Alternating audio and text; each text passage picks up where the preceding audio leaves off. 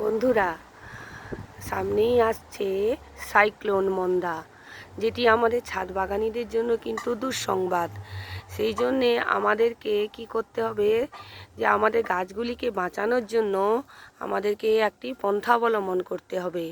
যে আমার এই যে রসুন লতার গাছটি, এই গাছটিতে আমি যেহেতু মাচা করে দিয়েছি, এ তো হাওয়ার দোলাতে উল্টে পড়ে যাবে।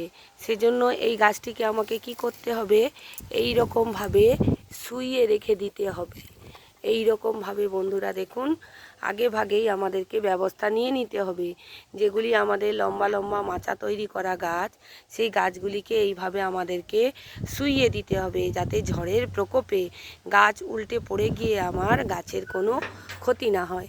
বন্ধুরা, ভিডিওটি কেমন লাগলো জানাবেন, এবং ঝড়ে আপনারাও এই রকমভাবে আপনাদের বাগানকে সুরক্ষিত করুন, আপনার গাছকে ভালো রাখুন। ভালো থাকবেন সবাই, নমস্কার।